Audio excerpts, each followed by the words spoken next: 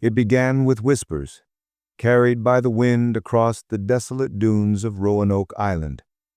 When the rescue ship finally arrived, there was no sound of laughter, no scent of smoke from cooking fires, only silence. An entire colony had vanished without a trace, and carved into a tree was one haunting word: Croatoan. In 1587, when England was hungry for glory and expansion, Queen Elizabeth I approved an ambitious plan to establish a permanent settlement in the New World.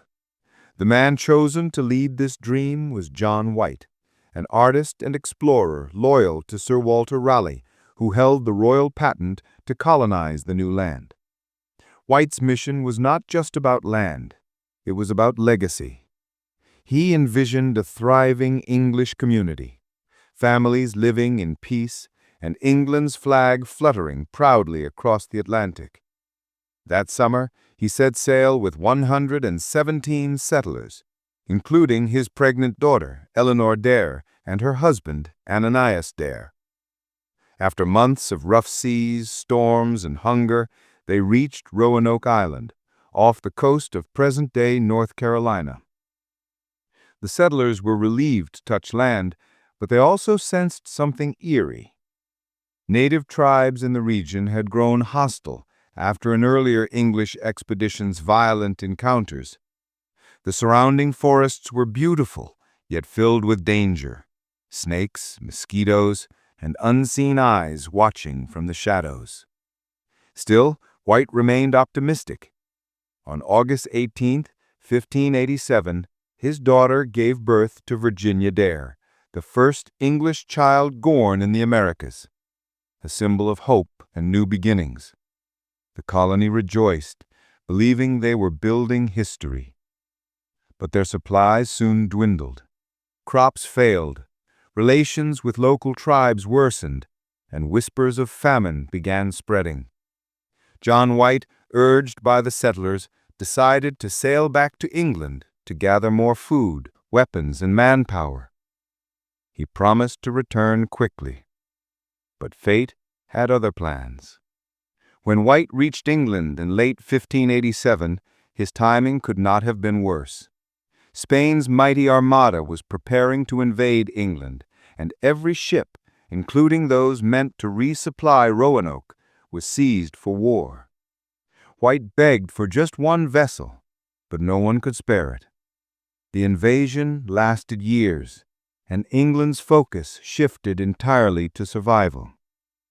It wasn't until 1590, 3 long years later, that John White finally returned to Roanoke. His heart raced as he approached the familiar coastline. He imagined seeing his daughter, holding little Virginia, running to greet him. But as his ship anchored and he stepped ashore, the dream dissolved into horror. The settlement was empty. Houses had been dismantled carefully, not destroyed. The defensive palisades stood intact, but there were no signs of struggle. No bodies, no broken belongings, no blood. It was as if the settlers had quietly packed up and disappeared into thin air.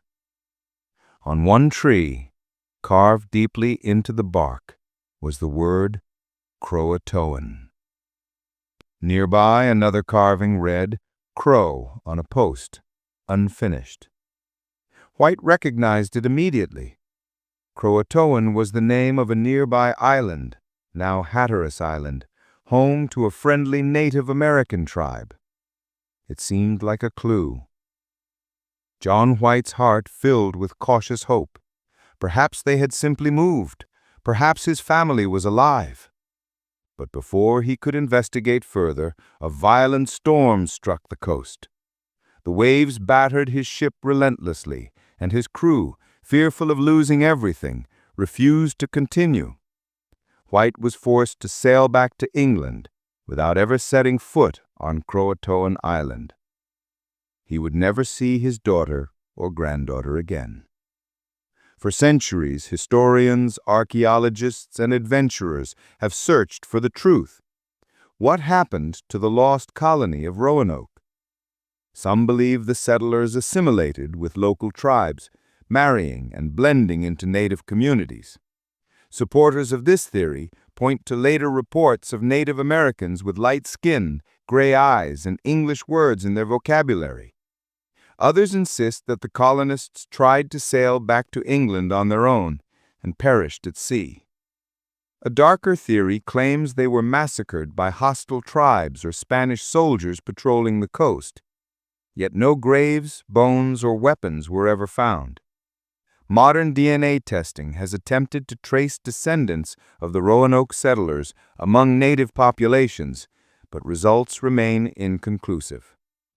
Excavations on nearby Hatteras Island have uncovered European artifacts, copper rings, gun parts, and pottery, but it's unclear whether they belong to the missing colonists or to later traders. And then there's the strange persistence of that word, Croatoan. It would appear again and again in American history, tied mysteriously to disappearances.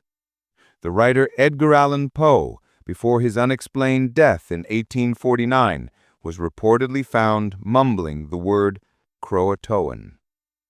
The same word was etched into the bedpost of Amelia Earhart's last lodging before her disappearance in 1937, though historians debate this claim.